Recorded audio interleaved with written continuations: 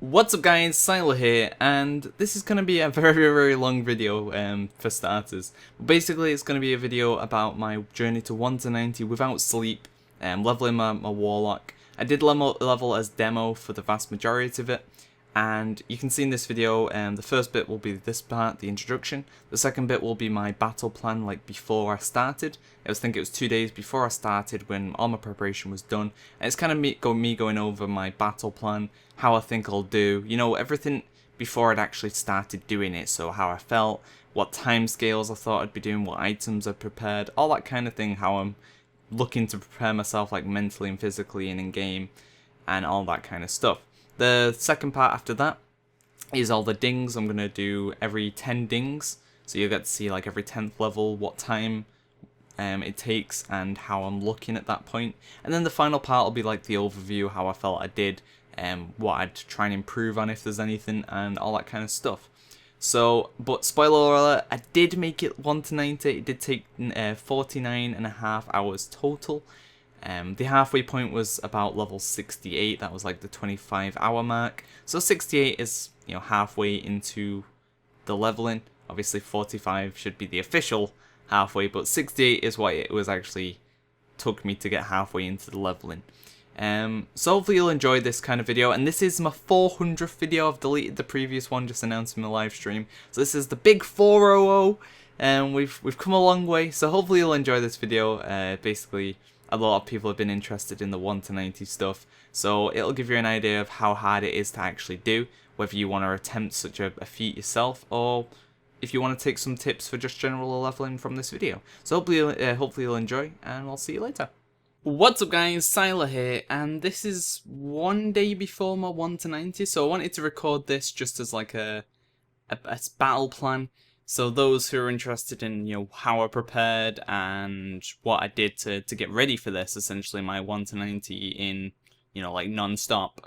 You can look at this, and then later on in the video there should be some highlights from the stream. You know, I might just record them, you know, the dings and the time, and so you can get an idea of, like, for example, how long it took me to get to 60, how long it took me to do the 70, how long it took me to do the 80, and where you could improve that and, you know, either, you know, do better or do the same as what I did. Now, by no means this is going to be the best strategy or the perfect strategy for leveling, but it's one that, you know, I've managed to put together myself and what I'll be trying out.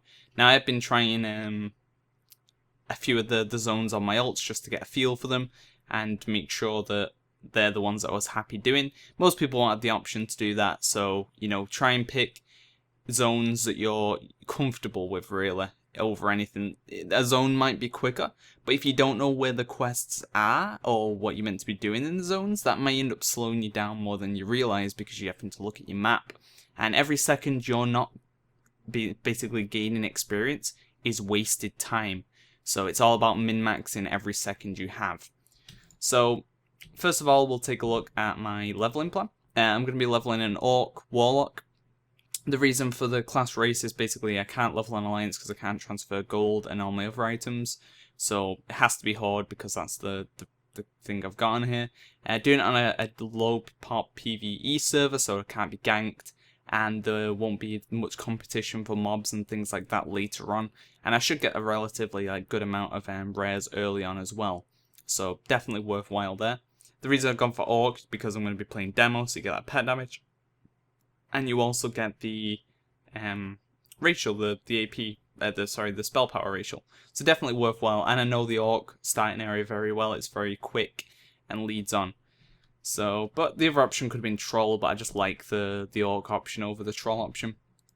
So I'll be starting in, obviously, Durotar, and moving on to Northern Barrens, then on to Ashenvale, and then from there on to Stone Talon. Now, I really like Stone Talon. The changes to it make it a pretty damn quick zone, in my opinion. And then we'll be moving on to Southern Barrens. As soon as I'm done in Southern Barrens, we'll be taking over to Eastern Kingdoms, and I'll be heading to Western Plaguelands, just because I know Western and Eastern Plaguelands very well. I've leveled in there quite a few times. I feel the pace of the zone is quite nice, the quest flow is quite nice. You have like 4 or 5 quests in one little area all the time, so you're constantly kind of, you know, having a bulk of quests to hand in, which is perfect. And most of the quests are like lots of mobs in an area, so perfect for placing banners down. Do all your quests, go back, start the next sort of 4 or 5 quests, putting you down your next banner, so it definitely helps there. So I'll be doing Eastern and Western Plaguelands. Once I'm done in Eastern Plaguelands, you get a quest that sends you all the way to Badlands. So we're doing Badlands, and then Searing Gorge, and then Burning Steppes. As soon as I'm done in Burning Steppes, I'll be heading to Swamp of Sorrows. As soon as I'm done there, Blasted Lands, and then we'll be finishing up that and heading into Outland. In Outland, I plan on staying in Hellfire as long as I can. Hopefully, I can just stay in Hellfire all the way till Nagrand, which is 64-ish. If I could do that, that would be perfect. If not, I'll head to Zangarmarsh for a level or 2 and then follow on to Nagrand. Basically, you don't really want to be heading to like Blade's Edge or Terracar. Terracar's not too bad actually, but like Blade's Edge, Neverstorm takes too long to travel to, and you know it takes a while to get into the zone. Shadow Moon isn't really worth doing either if you can avoid it. The first few quests are okay, but after that it ends up being a lot of travel. Nagrand is definitely a good zone though, because it's a lot of kill quests, and kill quests are perfect. Maybe a bit boring to do, but kill quests are the best sort of bang for your buck, because it's, you know, you're not having to rely on drops and things like that, and it's literally every time you kill a mob, you're getting the quest complete, kind of, you know, you're getting quest objectives completed, and you're getting the experience from it, so it's a win-win. While if you're killing mobs to complete the quest to get like a drop, then it's random how long it's going to take you, which is kind of annoying, because, you know, you could kill one mob and get it done really quick, or you could kill 30 mobs and you've wasted time essentially on a quest that isn't worth 30 mobs. So that'll be my battle plan there. And then once we hit 68, I'll be heading into Northrend. We'll be going to Borean Tundra, staying there as long as I can, and then into Dragonblight, and then hopefully into Sholas. I remember I'll be doing each dungeon once, apart from some of the, you know, the more crap dungeons, the ones that take too long for very little gain. Like for example, I won't be bothering with the Blackrock Depths, is it? Yeah, I think it's BID. Just because the first set of quests you get there, I'm going to do because it's very, very short, but the rest just takes so long, and your group ends up getting confused about which way they're meant to be going, and it's just a relatively long dungeon for what it's worth. So, same with the upper and lower Blackrock's Fire. So I won't be doing either of those, I'll be ignoring those, but any of the, and like things like Gnomegan, completely useless, just because you don't gain anything from it, really. So any dungeons that don't give me quests and you know, relatively quick to complete, I will be ignoring. So yeah, we're heading on to Borean, then to Dragonblight. If I need to, I'll head into Grizzly Hills, and then we'll definitely be finishing up in Grizzly Hills and head into Sholazar. So I expect to be about 76 by the time I do those 3 zones, and then we'll finish up in Sholazar. And then once we're done in Sholazar, once we hit 80, we'll be heading obviously into Kata, and obviously following the normal progression path through Kata, I won't be doing Vrashe, I'll be doing Mount Hyjal, onto Deep Olm, onto, is it Uldum? Which zones? We're missing a zone. Oh no, you do Mount Hyjal till 82, yeah, and then onto Deep Olm, then onto Uldum, and then onto Twilight Highlands, and then we'll be done with that. Head into Pandaria, do the Jade Forest, then we'll be doing the Jade Forest. Hopefully you can get 2 levels out of the Jade Forest, and it is kind of worth, but I'll be moving out of there as soon as possible, heading into the Valley. Mid-Valley I'll be heading into Krasarang, and then finishing up in the bottom end of Valley.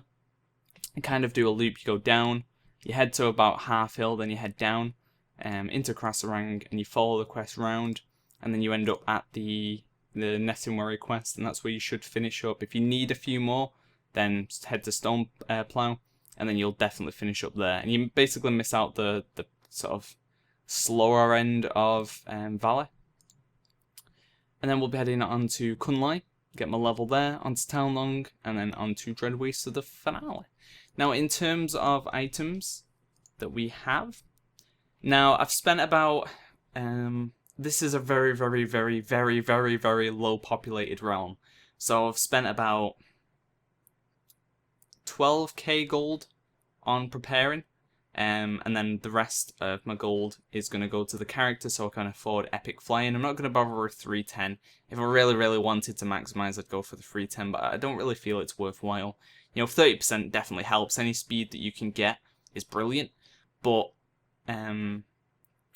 yeah, I can't afford it on this realm anyway. So we're going to be just going up to the 280. Definitely, if you want speed, get the 280 flying. I mean, it's a huge jump up from the 150. It's 130% extra speed. So in terms of items we've bought, as I said, I spent about 12k. One of the more expensive items I got was the BOE trinket. Now this is extremely powerful. As you see, it's a level 80 trinket, and so that'll do me all the way up till about 86, maybe 87. It gives me 515 intellect, and it has an on-use of 2,500 spell power. Now at level 80, that is extremely powerful. If you look at the heirloom trinket that's level 80, it gives you so much more intellect. Look at that. It's like a 450 intellect boost over the heirloom one, which stops at 80. Now if I would have used this and upgraded it to 85, even the 85 version stops at 250. So, as you can see, this is a great trinket. I mean, it's double the heirloom one. So, definitely worth looking into. Now, I've got so I bought that. That did cost me quite a lot of the gold, to be honest, because it's a twink item. It's very sought after. And I kind of got a good price on it. I did pay 2.5k for that trinket. So, a bit of an investment, but once I hit 80, you know, you will really notice that boost. Because I'm playing a warlock, obviously the intellect one. There's a strength one as well, which gives hit and an on-use of strength. Gives like 4,000 strength or something crazy. So definitely look into that one as well. Oh, it might get the same amount, but there you go. And there's a lot of those kind of powerful 78 to 85 items, so definitely look out for those. They're huge boosts. If you can pick them up cheap, then definitely do. In terms of enchants, I've gone for a few movement speed enchants, so I've got like the Urban Vitality. Couldn't get more than one, unfortunately. They wanted like 2k per one. I managed to pick this one up for 100 gold. So I wasn't paying 2k for such a cheap enchant. Could have got the mats and got it made, but I'm not too bothered. It won't really last me very long, so not too worried about that one. Gems are definitely worthwhile getting, but on this server there's just no gems. Like, no one crafts gems apparently. So trying to get hold of the Scarlet Rubies or the Epic Gems from ICC was extremely difficult, so have none of those. But you can definitely get some Scarlet Rubies, and you can craft...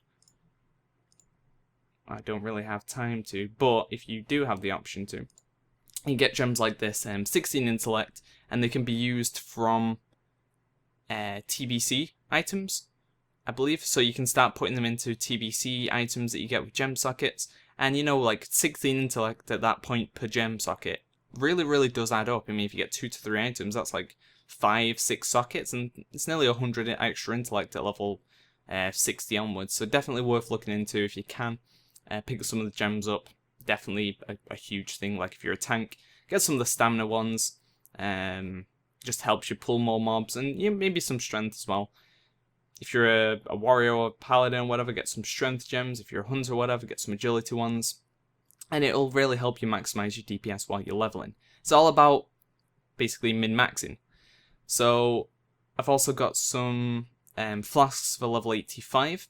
We've got some crawl potions just in case. I don't really want to use these, but if I feel tired and I don't feel I'm going to make it without them, then I'll pop one of those, and it gives you that extra boost in experience. Now, if you are looking to do this quick and you're not really bothered about like the legitimacy of the challenge, then you can go grind these. If you don't know where they're from, you get them from Pandaria, so you will need a level 90 or an 89 at least, kind of. In the Terrace of Gurthan, there'll be a rare called Crawl the Blade, and it's on a quite low drop chance, sub 10%, I believe it is. It's on about a 40-minute to an hour and 10-minute respawn. So you can go camp that. Once you get 1 kill, you can generally pretty much get all the kills. It did take me quite long to get 2, but there you go. So I have them just in case I'm struggling at all. I can pop one of those and it'll catch me back up. But as I said, I really want to avoid using them if possible. Kind of just because no matter what, I'm making it to 90, so it's kind of just like my backup if I'm bitching out. So next up, my spell power elixirs. Very, very cheap. It cost me a gold per one. It gives you 60 spell power. About the hour battle elixir, meaning if you die, you will lose it. But, you know, that's going to be a nice boost. I've got 40 of those. Once again, more items for level 85. I've got the spell thread. Gives me nearly 300 intellect. And we've also got the inscription shoulders, 200 intellect and 100 crit. Definitely huge. We've got a few other enchants as well. I've got Pandara and Step. Worth picking up. Anything that can give you passive movement speed is a bonus, because there's a lot of times where you can't mount up. So having that little bit of extra movement speed while you're roaming around is definitely worthwhile. So any movement talents you've got and things like that are always worthwhile, or any glyphs that can help with movement. Glorious stats. Once again, level 85 item. Gloves, 85 items. So most of these are kind of for like the final push, just to make it easy. If you want to, you can invest in lower level enchants, but from between like 1 and 70, I wouldn't really recommend picking up any gear or enchants, because they aren't going to help you that much. Apart from the gems at level 60, like the 1 to 70 part isn't too bad. It's the 70 to 90 part that you really want to maximize. And there's not really that much you can get from 70 to 90, from 70 to 80, sorry. So yeah, you can pick up the old Dark Moon Fair trinket from Wrath. That'll give you a quite nice boost at level 80. If not, upgrade your heirloom trinket. Heirloom trinkets are great because they give you a lot for your justice. Essentially, you're getting like passive intellect, or if you pick up the haste one, you're getting passive haste, and then you're getting an effect of restores health or mana. If you get the haste one, it restores health. If you get the intellect one, it restores mana, and that's huge. Especially if they do stack, you can get 2 of the same one. So if you're like a paladin or something, you can get double haste ones, and when you kill a mob, you'll get 4% of your health back, which is quite a lot. It means your downtime is reduced, especially on classes that don't have a self-heal like a warrior. Really big, so definitely look into getting the heirloom trinkets and upgrade them if needed. I've got some potions, just for, once again, level 85. We've got about 100 potions. They'll just help with some of the harder quests and areas where I can, pull a lot of mobs, pop a potion, AoE everything down. It's going to give me that extra boost. I've also got a couple of level 85 items just to, once again, help out. So as soon as I hit 85, I'll be able to equip those, and those will give me quite a nice boost. I mean, 320 intellect on each. And we've also got a neck, which gives me 320 intellect. I've also gone around, and because I'm on a dead server, I've been able to get all the bind on account items from Pandaria. And if you weren't aware, in Pandaria there's basically a lot of like hidden items that are on rare respawns, and you go and loot them, and when you loot them you'll get a bind on account item. These are all level 86, and as you can see, I'm able to put Jade Spirit on it. That's where a big chunk of my gold went to. Spent 3k on that enchant, but what's Jade Spirit, like a 2,500 intellect proc or something quite big. So having that will be a huge help. So once again, helps me out in the Pandaria stage, and that's the part where I'm really going to be struggling. Pandaria mobs do really hurt, and it's the point where I'm going to be tired, so being able to get through that as easily as possible is definitely worthwhile. Went and got the bind on account, the BOE cloth legs. Once again, a little boost once I hit 87. Another bind on account item, the neck. There's also a bind on account trinket. Not too sure how good this is, but I picked it up and I'll test it out along the way, see if it's going to be worthwhile using. I'm going to be using the Felguard for the majority of this, so the Felguard does hit fairly hard, so him having an extra 5k damage on a proc should be quite nice. And then finally, I feel this is an amazing trinket. Now, I've not actually tried it out at low level, but it's level 87. It can be used by anyone. It's not just engineers. You buy it, you buy some of the cogwheels to put inside it, and then I have a trinket for level 87, which gives me 600 mastery, 600 haste, and 600 crit. And you could put a hit gem in that as well, and I'm considering doing that. And then you pretty much have, but like hit skills quite well at that level. So I don't know. But yeah, you pretty much have like near 100% of each of those stats. Like, that is a lot of stats to pick up at that level. Especially because level 87, your stats aren't really... Every level you get from 85 to 90, your stats get squashed more and more. So haste is worth less, mastery is worth less. But at 87, the squash isn't too bad. It's more at like 88, 89, the squash becomes bigger. And then 90, obviously, the biggest squash. So it's going to be quite useful when I hit 87. Obviously I've got all the bind on account items, as you can see. The only one I've not upgraded is the trinket. Everything else is upgraded to every level 85, so I'll get the most out of them. And obviously this trinket hasn't been upgraded because when I hit 80 I'll be swapping it out with this. I have full bags now. Obviously the bigger bags the better, but 16 slot bags in each slot should do me fine. Also another level 85 item to replace my heirloom. As you can see, my heirloom would only give me 267 intellect at level 85, while this helm gives me 500, so that's a double of the intellect of the heirloom one. Means I can replace it quicker and do a lot more damage early on. And that is... oh, and obviously I've got all the glyphs for the warlock. And then I've also picked up the guild rep tabard, because I'll be buying the banners. If you don't know about the banners, basically you'll be able to pick up 3 banners from your guild. One gives 15% experience, one gives 10% experience, and one gives 5% experience. And they all require friendly. So once you get to friendly, you'll be able to pick up all the 3 banners. It costs about 600 gold for all 3. And they don't share a cooldown, so you can use one. And then once that one's wear off, or you're in a new quest area, use your next one. Go through that quest area, use your final one, and then usually by that time the first one's back off cooldown. So you're always having like a 15, a 10 or 5% experience boost. Definitely helps, every little helps. So that is pretty much all the items and things like that I've got. Obviously I'm going to send over gold, so I can get all my flying and things like that with ease. And that's in terms of my item preparation. Now, there's things that I could have done better, as I said, like I could have got some gems, could have got some more low level items and enchants, but I feel this is going to be enough. As I said, like the 1 to 60 or 1 to 70 part really doesn't bother me too much, especially now that I'm on a PvE server. It's more the 80 to 90 part I'm really going to struggle with. The Wrath part will be where I start getting tired, and then the 80 to 90 is where I'm really going to be feeling tired, and I will need that boost. So having the strongest items and the most money invested into those parts is definitely the worthwhile aspect. So that's kind of my item preparation out of the way. In terms of real life preparation, people think energy drinks are the way to go.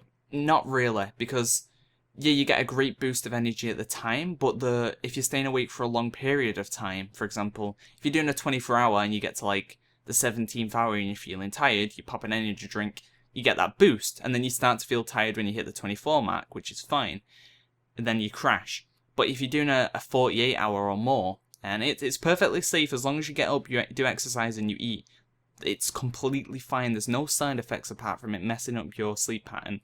And if you do it frequently, it may cause insomnia, but, you know, that's if you do one, like, every other week kind of thing. This is something you should only do every blue moon, you know, every couple of months, if that.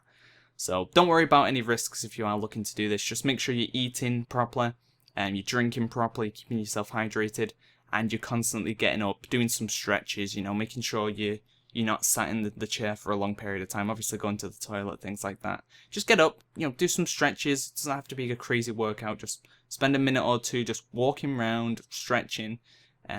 Anything like that would be fine. And as I said, make sure you are frequently eating and not just eating crap. Back onto the sugar thing, yeah, don't drink energy drinks early on. If you are, use them right near the end. Same with sugary like products, chocolate and things like that, because that energy gives you the boost in the beginning, but it'll cause you to crash. So later on, you're just gonna bam, and you're gonna really feel tired because your body's just burnt out now. You've had that boost, your body's gone, yeah, I'm ready, and then it's like, okay, I'm done now. So you want to keep, the best thing to do is just frequently drink water, or like, you know, non-sugary things. Just water's the best one, cold water. And just constantly keep your body hydrated, constantly eat. That's the way to go. Obviously, you can drink some fizzy drinks along the way, but for the most part, I'll be putting some cold water in the fridge, getting it out when I feel like it, and then that'll keep me going. And yeah, that's pretty much it. I've got some food in. You know, I'm probably going to prepare some sandwiches and things like that for along the way. And hopefully we make it, and hopefully we make it in a good time as well. I'm hoping it'll take me about, without using the Crawl Elixir, it should take me about 48 hours to hit 1 to 90. Hopefully I can do quicker than that. Like that 1 to 90 in 48 hours with all the heirlooms and things like that is kind of slow. Like it's it can be done quicker than that. You can get it done in about a day and 12 hours at the moment. Probably, you know, quicker than that if you're more experienced and you know where you're going in terms of zones. But I'm going to give myself 2 days to do it. Obviously, I'll go longer if I need to, but 2 days is what I'm expecting it to take me. So there you go. That is my item preparation, my leveling preparation, and my IRL preparation. So later on in the video, you'll see the speed it actually took me.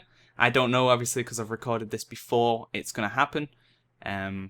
I've set up all my add-ons and things like that on my alt, obviously, because it's about speed. I don't want to be logging on and spending 10 minutes time setting up add-ons and things like that. It's not needed. So I've got all that ready. I've set up all the add-ons on my alt just so when I log on to level, I am leveling instantly. So there you go.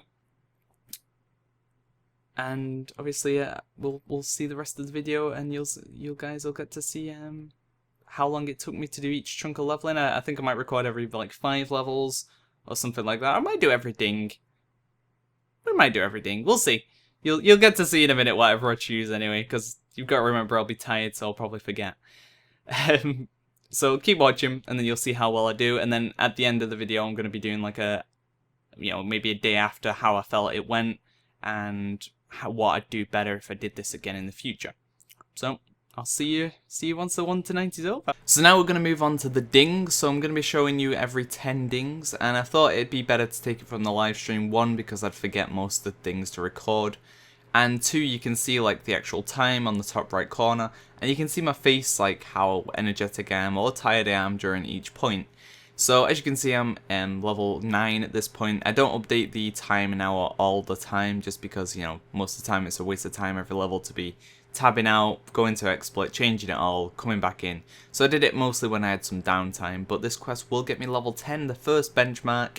Now at this point I don't have any banners, the guild banners, so I'm not really going to have any advantage apart from heirlooms. So an hour for level 10 is about average, I'd say, just under an hour, so that's about what we want to be doing there. It's about 10 minutes per level, ish. So we're going to move on to the level 20 dings. We're in a dungeon now. I think 1 to 15 is kind of slow because you have no mount, and it's most of the time you're just running around, so it does take quite a while. But boom, we're past 15. We're into dungeons, and bam, there's the level 20. 5 hours in, or I think it was 3 hours in for that one.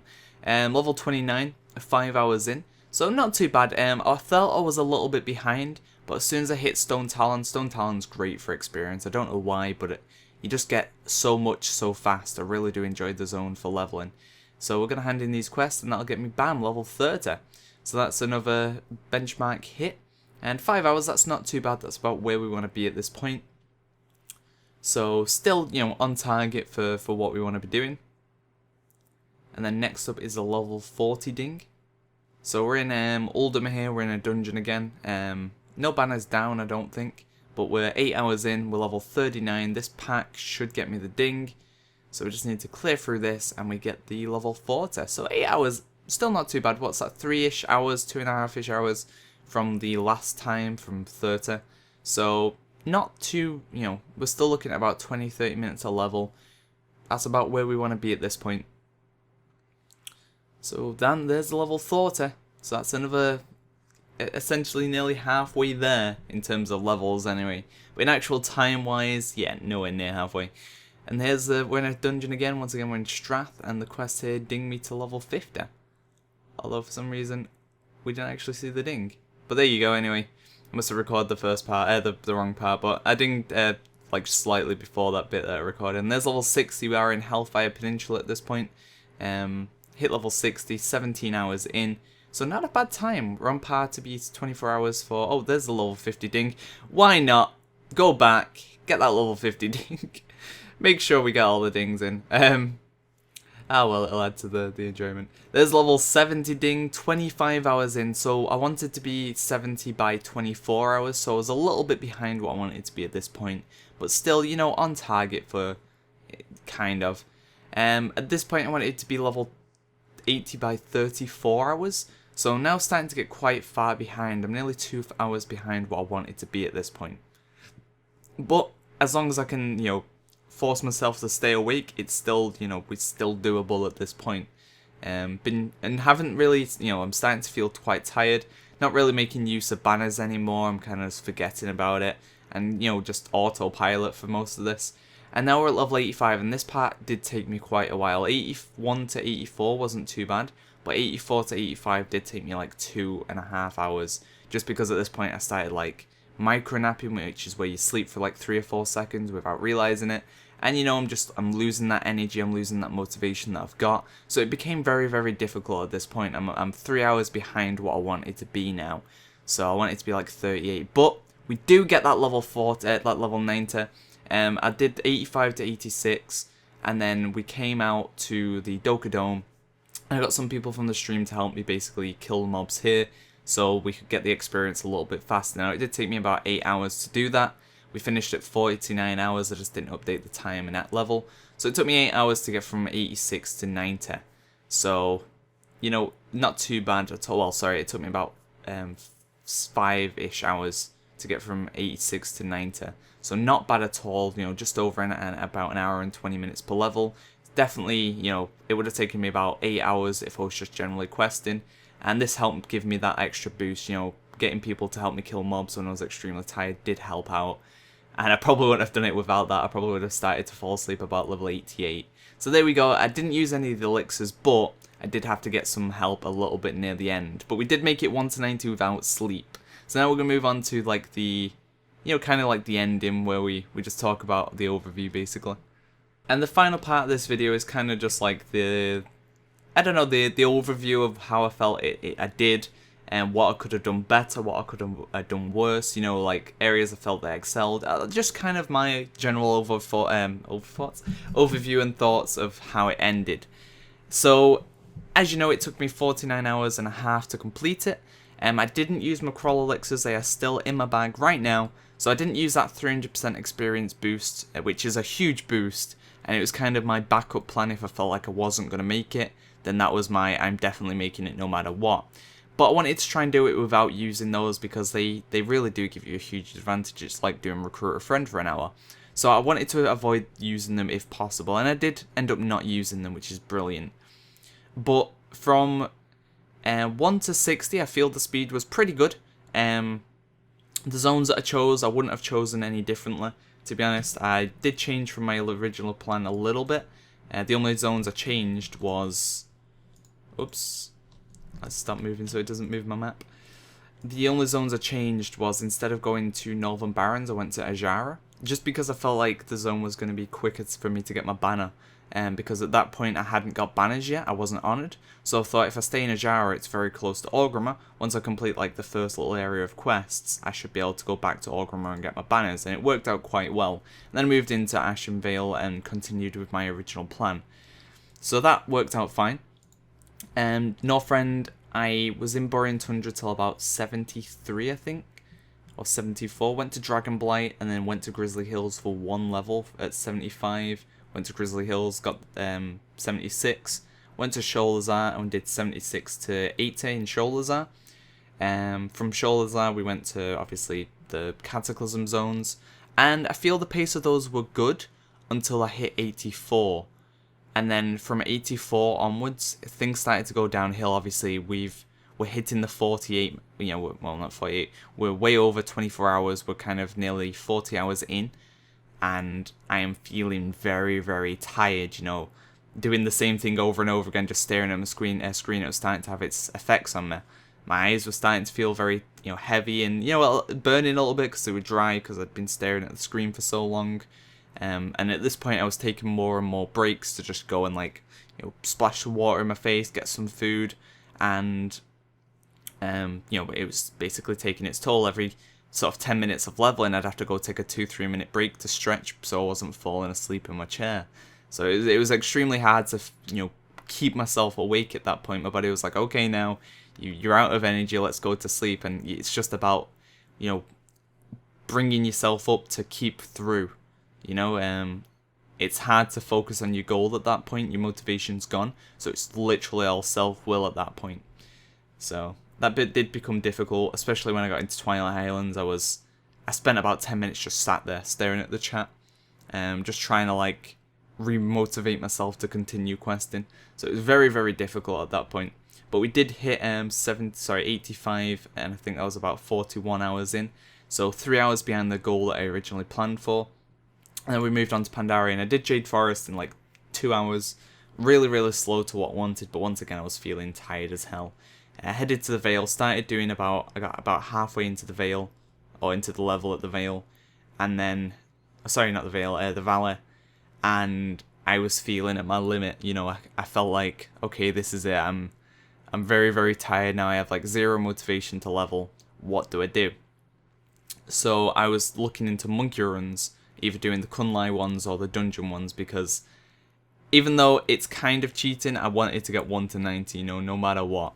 So it does, you know, it's not like instant. It's not like having Recruit a Friend where you'd get like 4 levels from one quest, but it is quicker than actually questing. So if you are looking to save time on your leveling, definitely do monkey runs. There's one in Kunlai Summit at the Doka Dome, and you basically mob tag the mobs there. You go there out of a group, and then you get some level 90s to help you. You hit the mobs once, and then they kill them for you, and by the time you've killed them all, they should start to respawn. The other one is inside the dungeon, and the Stormstout Brewer. You basically clear up to the first boss, killing every single monkey in the dungeon apart from the first boss.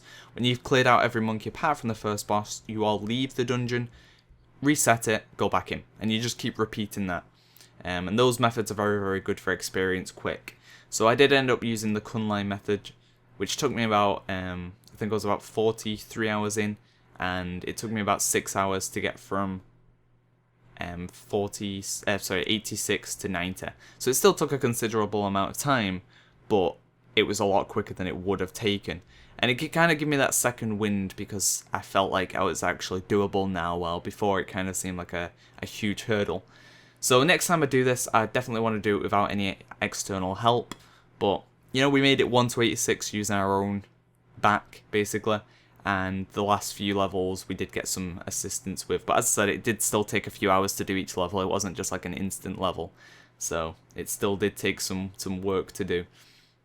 So thank you to everyone who actually assisted me with the Doka Dome and everything like that, and previous stuff.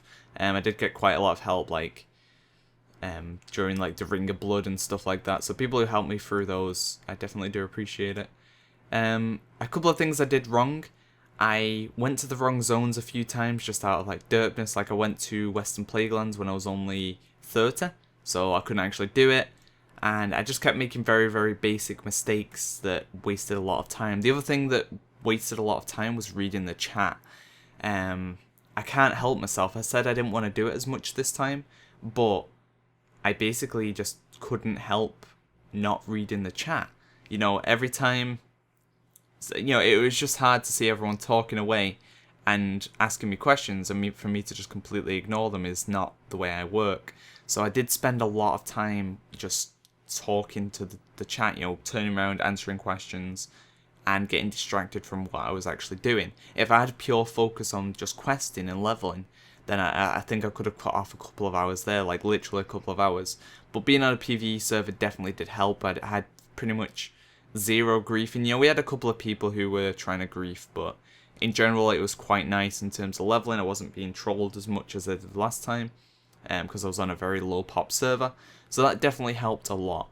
If I would have made better use of my banners as well, if I was literally using them off cooldown like I should have been, then I would have had a big experience gain as well. But I was kind of only using them when I felt it was necessary, instead of just using them for the sake of using them. I probably would have got about double the amount of banners in if I actually used them off CD. So definitely a bit of a mistake there as well. I could have cut off a lot of time using my banners properly. The level 85 to 90 stuff that I prepared didn't make a bigger difference as I thought it would either. I prepared potions, I prepared flasks, I prepared enchants, and I prepared the staff which has Power Torrent on. Sorry, not Power Torrent, Jade Spirit. And I thought that was going to give me a huge advantage, because I'd have like 10,000-ish extra intellect over anyone else who should have been leveling at this point. But it really didn't give me that much of an advantage. Surprisingly, I wasn't killing mobs very fast. I don't know if it's just due to me being tired at this point, or literally it just didn't really make that much of a difference. It felt like I was killing them at the same speed I would normally. So that wasn't really worth the investment. I was hoping it was really going to boost my leveling. You know, I'd be going around kind of 3 hitting mobs, but it was still taking me, you know, a good 10 seconds per mob, which was really, really surprising and kind of demoralizing at that point, because I'd spent all my gold in making this part as easy as possible, and when I got to it and it wasn't like any easier, I was kind of like, well, damn, that's unfortunate. So once I got like halfway into the Vale, I got to like half hill, I was kind of like, well, frig, what do we do now? So there you go. That's kind of the overview of how the leveling went in my eyes. I feel I could have done better. Definitely could have done better, but obviously staying awake for 49 hours, well, I was awake for 2 hours before I even started the live stream, so I was awake for about 51 hours total. Staying awake for that long definitely does have the toll on your body. I mean, obviously, the longer you go, the more tired you go, the harder it is to get focused. And those things definitely did play a big part in it. So next time I do this, I'm definitely going to change a couple of things. But for the most part, my leveling strategy of doing questing and then doing dungeons once that were worthwhile and specific queuing if necessary, definitely I felt worked out well. The zones that I picked and the routes that I did were very good. Knowing the zones definitely helps, because the less time you have to look at your map and try and work out what quest you're doing definitely helps as well. I'd like to say I'll try and ignore chat more next time, but it's difficult to do. So we'll see about that. It won't be a while till I do my next one, but there you go. So if you have any questions about whatever during the 1 to 90, please feel free to ask away, and I'll get back to them as soon as possible. Hopefully you've enjoyed kind of like the documentary, I guess you could call it, of my journey from 1 to 90 without sleep. We did make it, not 100% legit, I guess. Well, not 100% on my own, but we made it, and that's the important part. I did the vast majority of it on my own, using my own willpower and whatever. So there you go.